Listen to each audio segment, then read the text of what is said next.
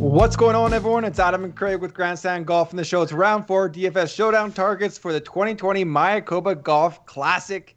I actually think I got the name right that time. Craig, Saturday, round 3 was pretty great with our picks. I mean, I think they averaged 52 points. So that's a winning Showdown lineup right there. If you had a good day, leave us a comment below. Hit us up on Twitter. DFS can be high highs and low lows, but we're just trying to make a few more highs and lows. So, yeah. What did you think of Saturday? Yeah, well, unfortunately, I hope some people cashed big off it because I had a couple cashes, but I think didn't get my return on my tickets. So just all of mine's, again, it's 2 days in a row that I felt like I had really good tickets, and there's just one person on each one that held it back. But it's still been an okay week. It's felt like I've been close, and that's the thing that's frustrating is you feel like you're close, and then you're just one away. So last shot at a Showdown here, so I'm feeling good about the last one. It's our last PGA Showdown of the year. I got my party Mexican shirt on, have a couple of drinks, put it in a couple of lineups, and just enjoy it. We had golf for pretty much the whole year. We got to celebrate that, right? Yeah, for sure. It's good leaderboard too. I mean, it's gonna be an exciting day of golf, regardless of what you have going on DFS wise. I think it's going to be a great day of golf. Complete birdie fest out there today. So 2.5 strokes under par was that field average. Grillo maintains his lead. We got Hoagie right behind him. Hovland long. JT's chasing. Mm-hmm. What did he go, 9 under today? I'm feeling a lot better about all my JT lineups week long, that's for sure. And then Finau kind of fizzled out a little bit there, but he's in the hunt. I mean, you can't count him. Answers, I think, at 9. So there's some big names. Mm-hmm. And I mean, 9 unders are out there for sure. Yeah, well, it's one of these ones where if you avoid bogeys, there's a lot of chances to make birdies. So the problem is a lot of these guys are going out there and making 6 or 7 birdies, but then you get 3 bogeys and it's not that great of a round. Yeah. But if you can put together a clean card with a bunch of birdies, you're looking good. Yeah. Forecast right now, we're just ended round 3 for Sunday. It looks like it's going to be pretty calm. I think it's going to be pretty similar scoring. Yeah, to Sunday, it's tough. Like I'm feeling like I don't have a ton of faith in the forecast because I was looking at one, like today was not what it looked like based on the forecast. And then I was looking at one for tomorrow that it showed it kind of picking up and potentially being thunder tomorrow. And I think it's just because it's such a flat area, and so it's tough to tell where these weather cells are going to be. But one I was looking at, there could potentially be better weather in the morning than the evening or than the afternoon.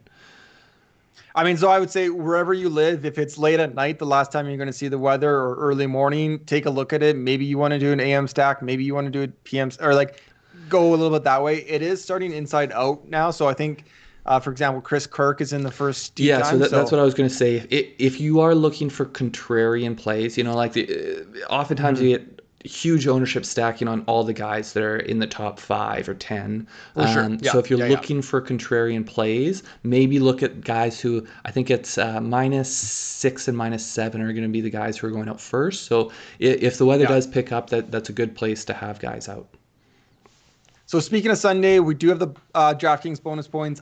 Craig, for me, you get 2 birdies. I think that's about 11 points or 11.5 points. That kind of takes it away. So if the leader's at 4 under, but a chaser has 7 under, it completely kind of takes away the bonus points. So when there's this many birdies out there, I kind of throw this away. Yeah, the guys at the top are playing better. I get that, but I'm not too worried about finishing position. Yeah, I think for me, it also really, the people who are lower priced and they happen to be high on the leaderboard right now, because they're going to attract tons of ownership. So if they're going to be so chalky that if they kind of hold on to their position, is that going to be good enough?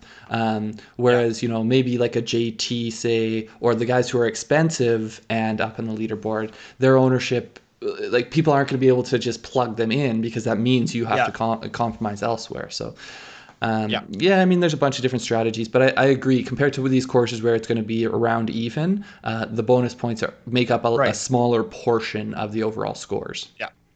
Yeah, exactly. Let's jump into it. Let's talk about our Sunday picks. My first up, Viktor Hovland, 10,200. He's just below JT. He's gone 67, 69, 63. Great pick. Well, I was going to say, this is his third day in a row that he's a Showdown pick.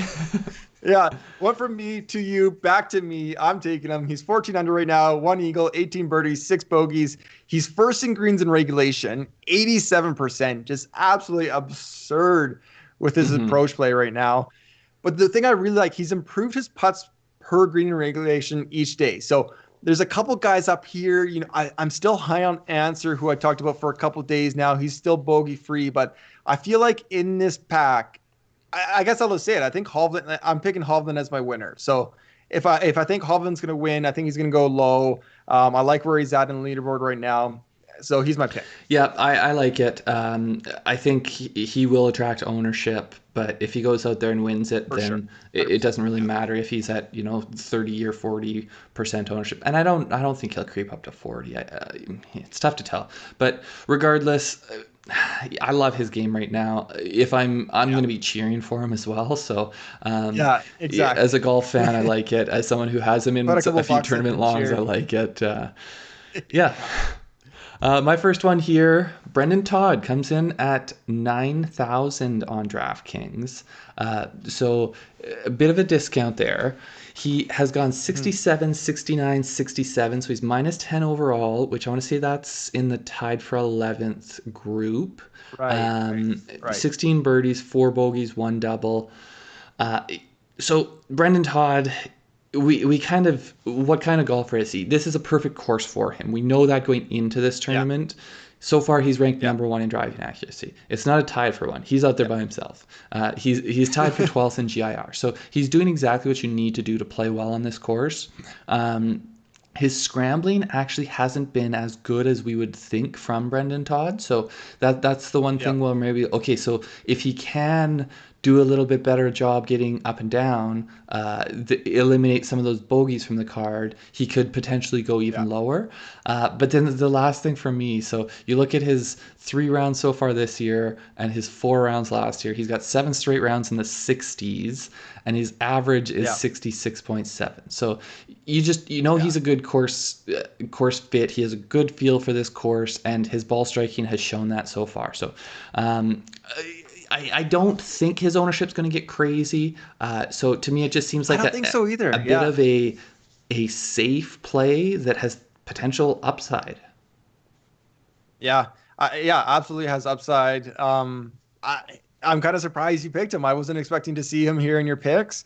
I might have another look at him. I mean, just his profile in general, he's one of the best putters on the planet. So you have to like that. And if his accuracy and greens in regulation are high, that's a winning kind of combo right there. So, yeah, I mean, consistency is It'll nice. just come down to whether he can make those putts, I think. Yeah, for sure. My second pick, I feel like this is kind of a sneaky one. So Will Zalatoris, 8,800, one of your boys, someone you really like, Craig. I'm a little bit more hesitant. I want to pump the brakes on him for the most part. But round 4 showdown, I'm going there. He's gone 72, 68, 67. He's only 6 under right now, but he has 15 birdies, 5 bogeys, 2 double bogeys. He's improved every single day. So going back to Friday and Saturday, he only has 2 bogeys in his last 36 holes. I think where his price is, he just has potential to be a little bit overlooked because he's I think he's in the second tee time out tomorrow. Yeah, he'll be one of the. So he's going out early. He's going out early. He's one of these guys that I wouldn't really surprise me if he was just like a 7 under, and a clean scorecard. He went 7 under. He's one of the best approach players potentially on the planet. One of the best approach golfers there is. So if he can hit a couple more greens, rolling some putts, he's one of these guys that can go mid-pack and then sneak into a top 15. Get a 7 under, get an 8 under, and potentially be pretty low owned while doing it.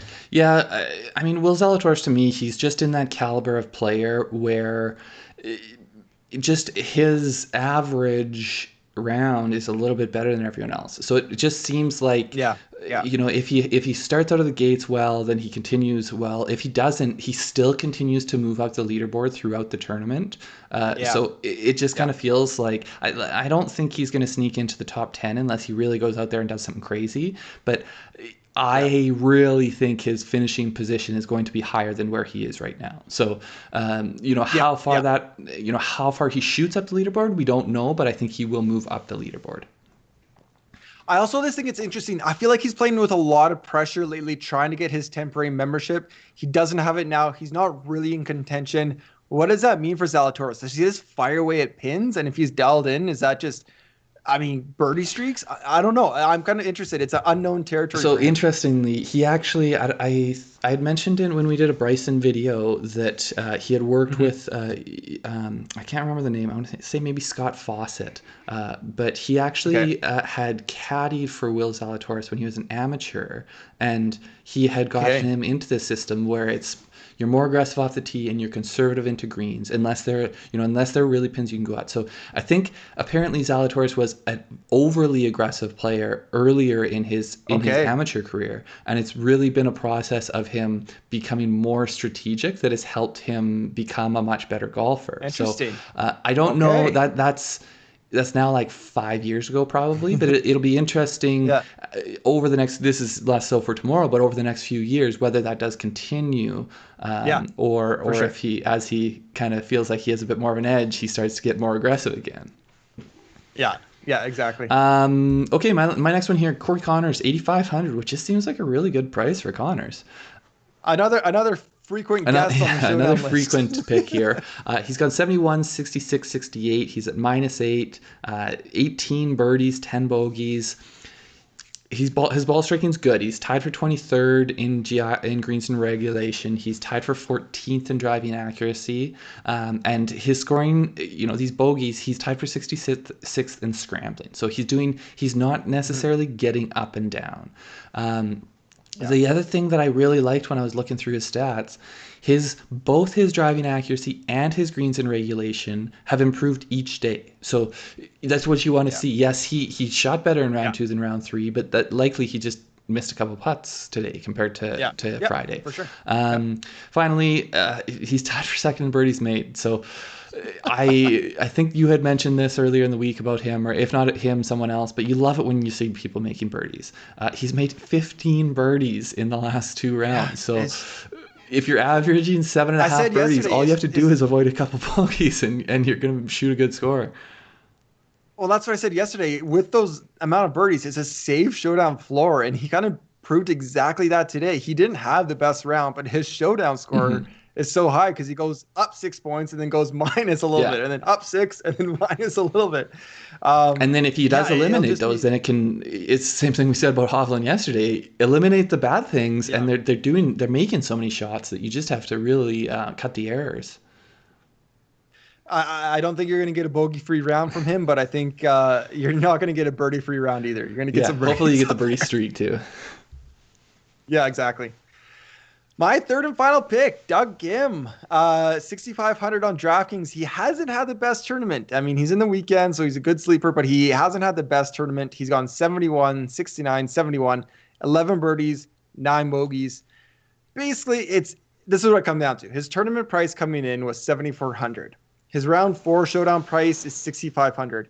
For me, it's just kind of a bet on talent type of play. I think he has potential to be completely overlooked. He's something like tied for 60th, around that. Like he's at near the bottom of the leaderboard. But when you look at his season, he's tied 14th in birdie or better percentage on the PGA Tour. So if it's easy scoring, I'm going to take it's just a pure bet on talent. I think at 6,500, he can go out there and have a Corey Connors like day where he gets 8 birdies, 3 bogeys, has kind of a psycho scorecard, but has a really good Showdown score. And at 6,500, I'll take that chance. I'd probably pretty low owned Doug Ghim. Yeah, he's one of the guys that did not do so well for me today, so I might have a hard time rostering him tomorrow, but I like the price. I like the play. I don't think a lot of these guys that are down there, their ownership's going to get high. Like you look at, I forget what the price was, but Max Homa is down in the mid-6s, and he went out and shot -6 today to get to -8, I think, or somewhere close to that. So I think the ownership is going to flock to a few guys, and I think Ghim's will remain lower. So if he does go out there and have a good round, it's a good contrarian play. Yeah, exactly. But mine, I have a contrarian play for you here. So this one I think is a little bit different than oftentimes what we bring up on for our showdown picks. I'm looking Chris Kirk. He comes in at 7,900 on DraftKings. He's gone 69, 70, 68. He's at -6. He has an eagle, 14 birdies, 6 bogeys, and 1 quad today. So he had an 8 on a par 4. Yeah. If you eliminate that, eliminate it totally. He's at -10. Like, he had a really good day today. He shot 30 on one of the 9, or it was either 30 or 32. I highlighted him because when I saw you put him up here, he went 7 under in his last 10 holes. Yeah, so after that call, essentially, if people aren't going and looking and they're just they're looking at DraftKings and they're looking at the score, you see him at -6, you're like, oh, okay, whatever. But you don't see the fact that he lit it up today. He just had one hole. I don't know if he put it in I'm assuming he had it in a penalty hazard or a penalty area, but so you look at then the basics. Driving accuracy tied for 20th. That's good. Tied for 33rd in GIR. That's good. So it's not like he's just it's smoke and mirrors and he's making birdie putts. He's hitting the ball pretty well. And then the reason to me this is a contrarian play. You look at the people around him. Wise, Horschel, Rogers, Long. They're at 8,200 to 7,800. All of them have really attractive scores. They're going to attract ownership. So you go out there and say Chris Kirk shoots a couple better than him, his ownership's going to be half what some of these other guys are. So that really, it's one of these ones that, do I think potentially one of these other guys might end up with more points than him? Yeah, but their ownership's also going to be crazy. So it's a bit of a game theory type play where you have to think, do I want to be on this guy that has maybe a decent chance of outscoring them, but then his ownership's going to be really low, or do I want to take the really chalky ones that they have to perform for me to have a chance? Yeah, that group of players around him, that's very interesting, actually. I didn't really see that when I was looking through the salaries for round 4. I like Kirk. I think he won on the Corn Ferry earlier in the summer, so, we know he can go low. I liked him a lot for the RSM. I still like him here. Again, it's kind of like a bet on talent type thing, and he can go low just like any of those guys. And, I love the game theory of it. I really do. Yeah, and it may not pan out, but you got to take your shots. And I'd rather take shots on low-owned guys, because then if they pop, then you're only competing against 5% of the field that have that guy, Yeah, exactly. Hey, thank you everybody for watching. Make sure to subscribe to our channel. A couple things coming up: our Mayakoba Golf Classic recap podcast. It'll be out wherever you get your podcast. Make sure to subscribe: Spotify, Apple, all those big spots. And then next week, PGA's off. But we got the European Tour, World Tour Championship. I think we got Morikawa, Patrick Reed, some big names that are going to be teeing it up over there for the Dubai, Race to Dubai kind of grand finale there. Yeah. Good luck tomorrow, guys. Catch us on our recap, and we'll see you. If we don't see you for the European Tour stuff, we'll see you in the new year. Yeah, absolutely. See you guys. Yeah.